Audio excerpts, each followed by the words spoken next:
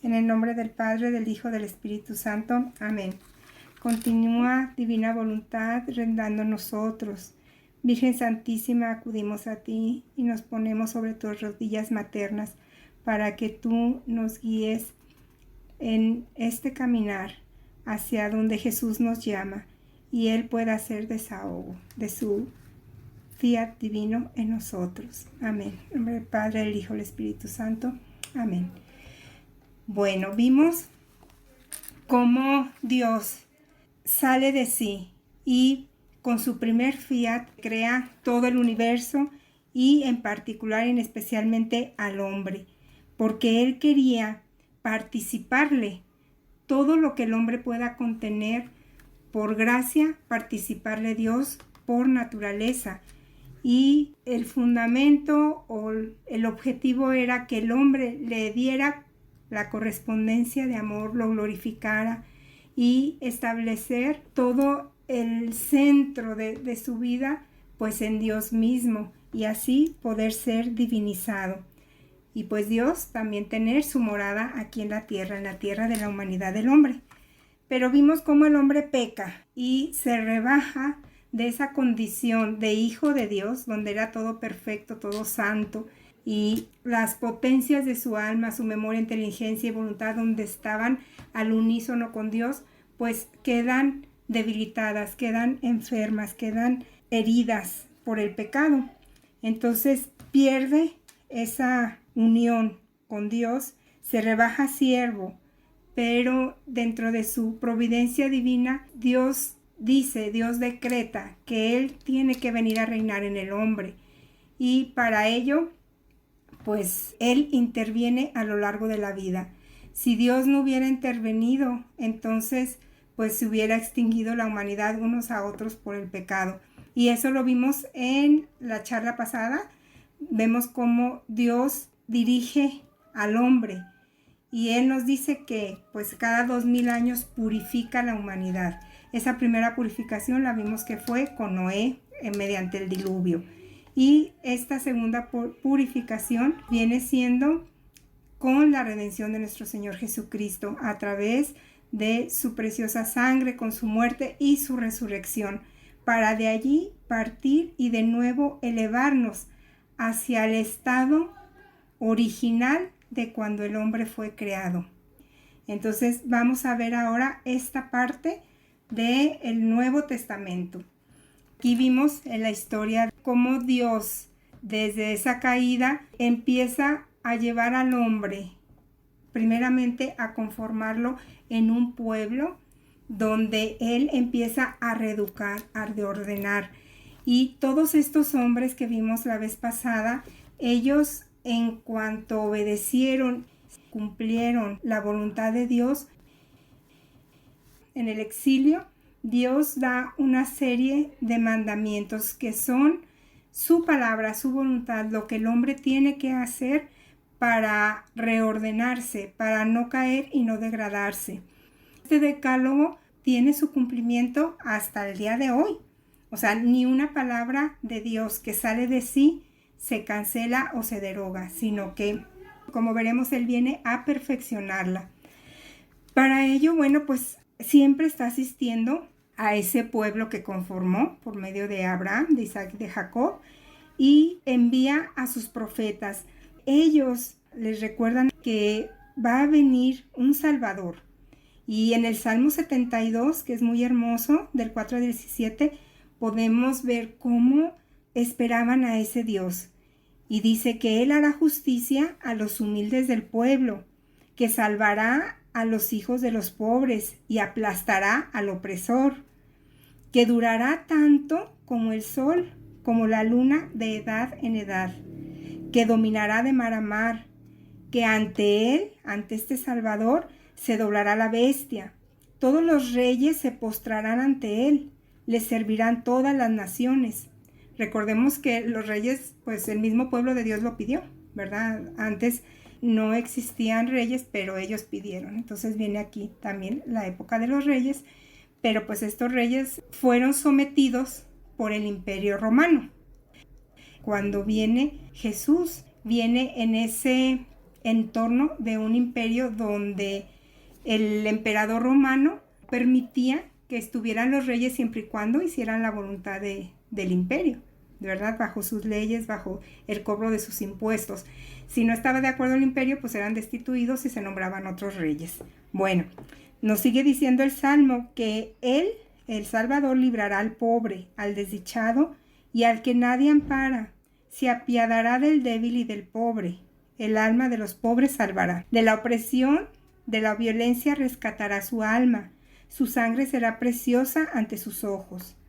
Sin cesar se rogará por él. Todo el día se bendecirá. Habrá en la tierra abundancia. Entonces, ¿cómo estaba? Bueno, pues había clases sociales parecidas a las de hoy en día, donde pues había represión. Se les permitía a los judíos practicar su religión en tanto no hubiera rebeliones. Cuando había rebeliones, pues eran sometidos. Había igualmente pues mucha pobreza, mucha miseria. A las personas enfermas o que tenían pues algún tipo de mal, como la lepra, eran alejados porque se creía, o malformaciones, se creía que eran pecadores y por su pecado pues estaban en esa condición. Entonces eran marginados de toda la ciudad y de todo el pueblo y sufrían mucho. Bueno, este plan de Dios de la salvación fue revelado gradualmente en el Antiguo Testamento.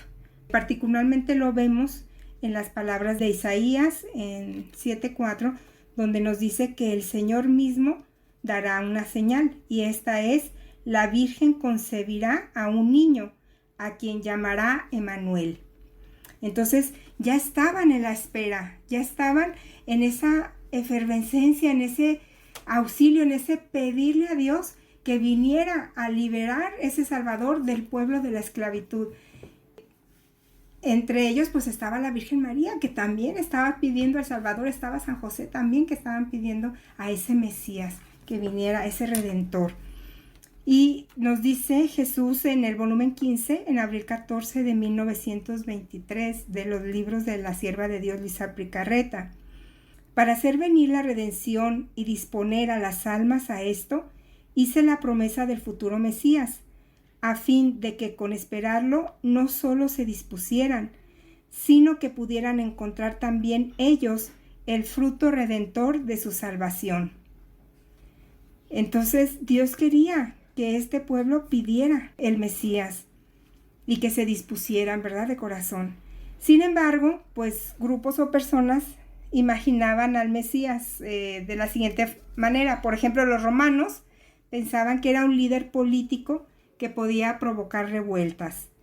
Los sacerdotes no esperaban al Mesías, ellos se sentían autosuficientes.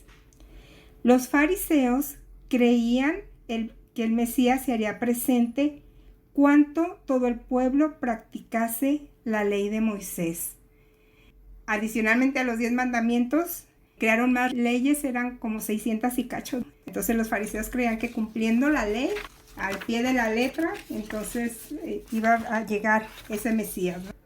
Y el pueblo esperaba a alguien precisamente que los iba a liberar de esa opresión de los romanos y que iba a hacer justicia. En el volumen 19, Jesús nos dice en septiembre 13 de 1926: hija mía, mi ser supremo posee el perfecto equilibrio. Esto sucedió en la redención. Si nuestra justicia no hubiese encontrado las plegarias, los suspiros, las lágrimas, las penitencias de los patriarcas, de los profetas y de todos los buenos del Antiguo Testamento, y además una Virgen Reina que poseía íntegra nuestra voluntad, que tomó todo con el máximo interés y con tantas plegarias insistentes, tomando ella todo el trabajo de la satisfacción del género humano, nuestra justicia jamás habría cedido al descendimiento del suspirado Redentor en medio de las criaturas. ¿Qué es lo que nos está diciendo Dios? Saben que yo les puedo dar todo lo que están pidiendo. Yo los puedo rescatar sobre todo del pecado que los oprime, pero necesito que ustedes me lo pidan. Necesito de su participación, de sus lágrimas, de sus suspiros, ¿Por qué? Porque entonces si nosotros no lo hiciéramos, no valoraríamos la grandeza de Dios al habernos redimido. Y dice aquí que tenía que haber alguien muy especial, ¿verdad? Que poseía en sí toda la voluntad de Dios. ¿Para qué? Para que Dios se pudiera abajar hacia la criatura humana. Tenía que ser alguien muy unida a Dios. Entonces dice aquí que esto es por justicia divina. Entonces, aquí nos está demostrando que Dios siempre está haciendo su parte, pero que requiere de la participación del hombre para poder llevarlo hacia esa liberación. En la genealogía de Jesús podemos apreciar cómo Dios prepara todo su pueblo para la llegada. Aquí lo podemos ver desde Adán, aquí viene, ¿verdad? Todo, y aquí viene Noé, y luego vienen acá más personas, luego viene Abraham, Isaac, Jacob, todos los demás, y luego viene aquí David, y aquí está la línea de la Virgen María y la línea de San José, hasta llegar a Jesús. Y esto nos lo revela el mismo Evangelio en Mateo 1, del 1 al 17. Ahí viene su árbol genealógico. Entonces, vemos que Jesús se inserta en esta humanidad, se inserta en este pueblo que lo elige desde la eternidad para venir a reinar. Y son personas pues de carne y hueso, son personas con sus virtudes, con sus pecados. Entonces Jesús se solidariza con todo este pueblo y abraza a todo y a todos al mismo pecado. Por eso dice Jesús, siendo la pureza máxima, siendo la perfección, se humilla, se abaja hacia el hombre y se convierte en pecado para podernos liberar. Entonces se inserta también en la historia, en una historia. Aquí está la historia de Jesús, su árbol genealógico. Y pues al encarnarse entonces abraza todo lo humano y también la debilidad. Entonces lo que no es asumido no puede ser redimido. Esto nos diría San Irineo más tarde. En el volumen 20 de octubre 2 de 1926, Jesús nos dice que las generaciones están tan unidas entre ellas que siempre sucede así, que una pide, la otra prepara, la otra consigue y la otra posee.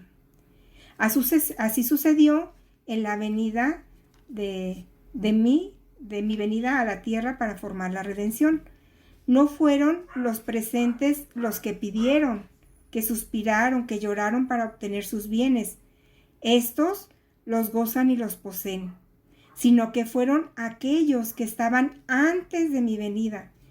Y según las disposiciones de los presentes y las oraciones y disposiciones de los pasados, yo ensanchaba los confines de los bienes de la redención, porque un solo bien es dado por mí cuando puede ser útil a las criaturas. Pero si utilidad no les lleva, ¿en qué aprovecharía al darlo? Entonces Dios no hace nada vacío. Dios sus bienes no los va a tirar. Él los va a aprovechar en quien los quiera recibir. Por eso nos dice las Sagradas Escrituras, vino a los suyos y los suyos no lo recibieron. Ellos despreciaron todos estos bienes. Y vemos aquí cómo todas las generaciones están unidas, es lo que dice.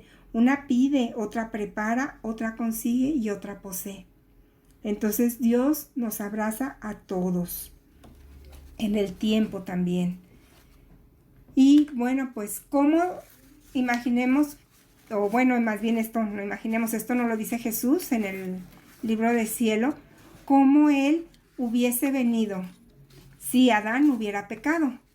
Y nos lo dice en el volumen 25, en marzo 31 de 1929. Si Adán no hubiese pecado, el Verbo eterno, que es la misma voluntad del Padre Celestial, debía venir a la tierra glorioso, triunfante y dominador, acompañado visiblemente por su ejército angélico, que todos debían ver, y con el esplendor de su gloria debía fascinar a todos y atraer a todos así con su belleza, coronado como rey y con el cetro de mando para ser rey y cabeza de la familia humana. De modo de darle el gran honor de poder decir, tenemos un rey, hombre y Dios. Entonces, aquí nos está diciendo que Jesús, si Adán no hubiese pecado, él hubiera venido en toda su gloria y su majestad. Y él había sido coronado por toda la familia humana. Iba a venir, dice aquí, visible. O sea, todos debíamos verlo. ¿Y por qué? Porque toda nuestra humanidad estaba llena de Dios. Entonces, ahorita como nuestra humanidad está caída, pues no lo puede ver. Moriríamos al ver a Jesús así en todo su esplendor glorioso y triunfante. Recordemos que nuestra naturaleza quedó debilitada, quedó enferma. Su venida real fue totalmente diferente, ¿verdad? La gente del Antiguo Testamento pensaban que iban a ser en Roma y allí iba a establecer su morada porque pues era el imperio que dominaba. Entonces él iba a venir y iba a aplastar a todos los romanos y se iba a imponer allí en Roma, ¿no? Esa era más o menos la concepción de muchos de ellos, pero vemos que no fue así. Vino a bajarse a la condición humana. Imagínense todo un Dios, hacerse pequeñito como el hombre, asumir sus penas, sus dolores, sus sufrimientos. Él asumió todos los sufrimientos, todas nuestras penas, todas nuestras debilidades de toda la humanidad de todos los tiempos, aunque vino en un tiempo real, ¿verdad? Ya sabemos. Bueno, en Juan 1, del 1 al 17, nos explica cómo es esto. Dice, en el principio existía la palabra, y la palabra estaba con Dios, y la palabra era Dios. La palabra era la luz verdadera que ilumina a todo hombre que viene a este mundo. Pero vino a su casa y no lo recibieron. Entonces, ¿la palabra quién es? Es Jesús. Jesús es el Verbo encarnado. Jesús es quien contiene esa luz de la verdad. Sigue diciendo San Juan, pero a los que la recibieron les dio el poder de hacerse hijos de Dios, a los que creen en su nombre, la cual no nació de sangre ni de deseo de hombre, sino que nació de Dios. Y la palabra se hizo carne y puso su morada entre nosotros, y hemos contemplado su gloria, gloria que recibe del Padre como Hijo único, lleno de gracia y de verdad. La ley fue dada por medio de Moisés. La gracia y la verdad nos han llegado por Jesucristo. Qué belleza, ¿verdad? Aquí nos está explicando San Juan que viene Jesús a rescatar a todos esos siervos y a darles la condición de hijos adoptivos por su filiación, por la hermandad de nosotros hacia Él. Y dice, bueno, pues si antes los siervos debían de cumplir los mandamientos, ahora llega algo todavía más, que viene siendo la gracia de Jesús y su verdad.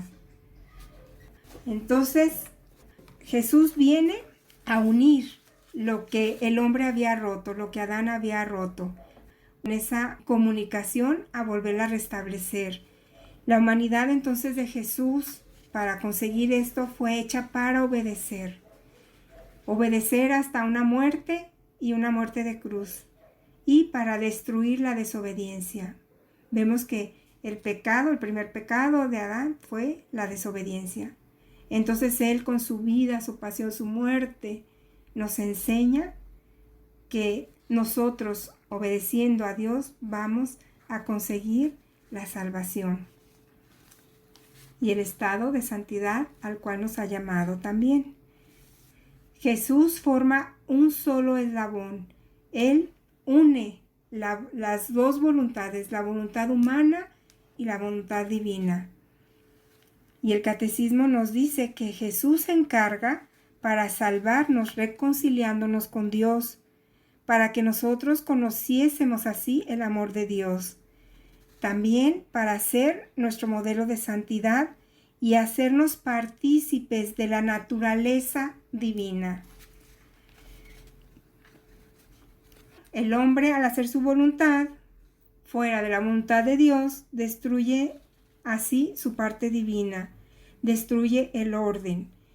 Y Jesús, con su humanidad, vino a rehacer lo que se había destruido. El Verbo, para que se hiciera carne, necesitó engendrarse y nacer de una mujer. Pero toda obra de Dios necesita el sí libre, consciente y voluntario de la criatura. Y María Santísima lo pronuncia al ángel enviado por Dios, como lo escuchamos en el Evangelio de ayer, 15 de agosto. Una gran fiesta, ¿verdad?, de la Asunción de la Virgen María y la fiesta de la Divina Voluntad. Entonces, nuestra Santísima Madre pronuncia su fiat. He aquí la esclava del Señor. Hágase en mí según tu palabra. Nos dice San Alfonso María de Ligorio que el Eterno se enamoró de esta incomparable hermosura con tanta fuerza que se hizo como desprenderse del seno del Padre y escoger esas virginales entrañas para hacerse hijo vuestro. Qué maravilla, ¿verdad? Cuando ella pronuncia su fiat, nos dice Jesús en el volumen 12, en enero 10 de 1921. Mi fiat lo he pedido a mi querida mamá. El fiat divino, el fiat de Dios, se encuentra con el fiat de María.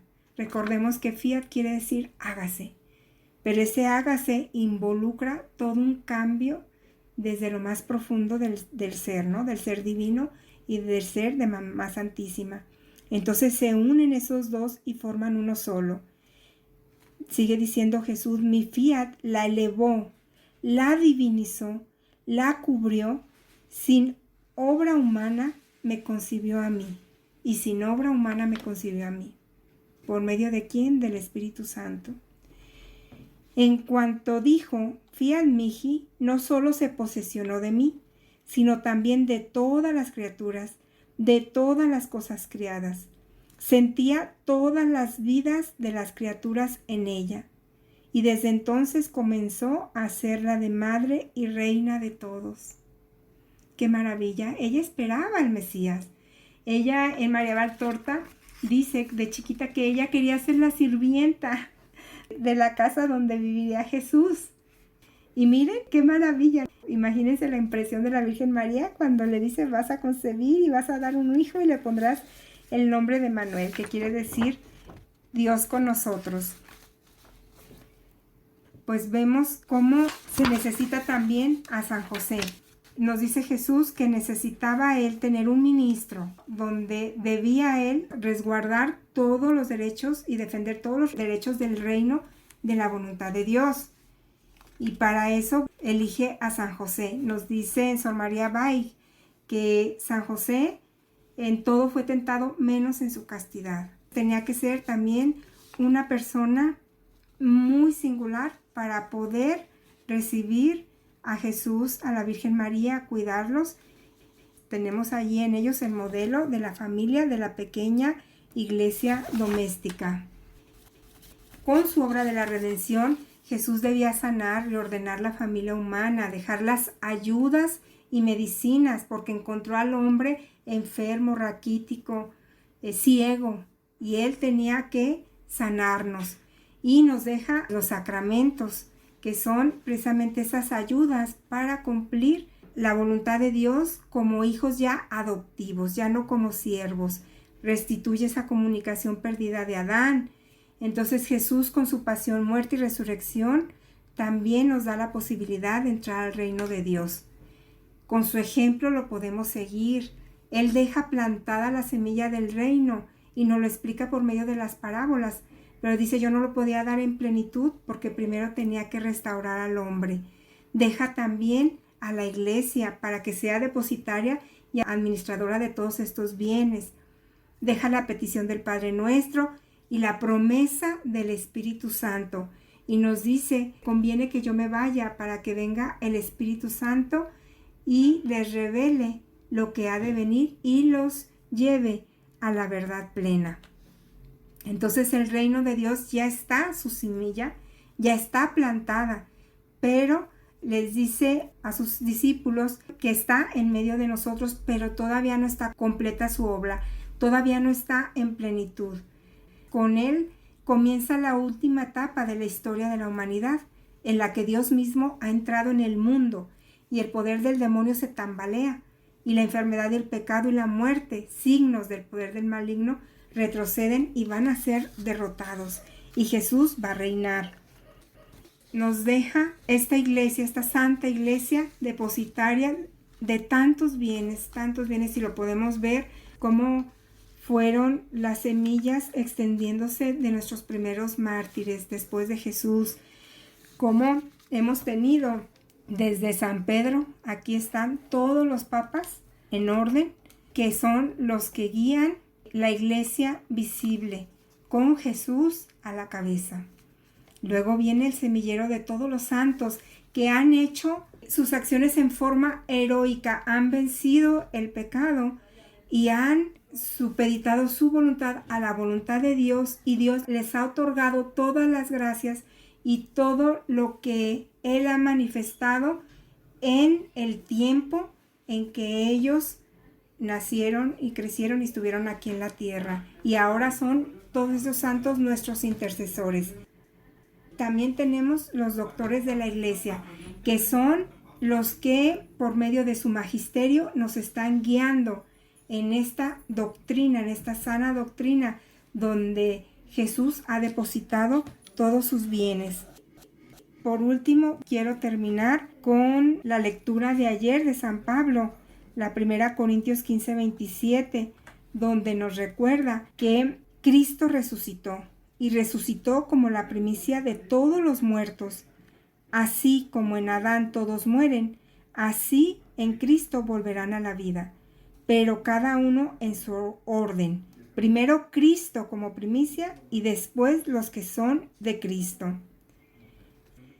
Va a ser enseguida la consumación cuando Cristo entregue el reino a su Padre, después de haber aniquilado todos los poderes del mal, porque Él tiene que reinar hasta que el Padre ponga bajo sus pies a todos sus enemigos.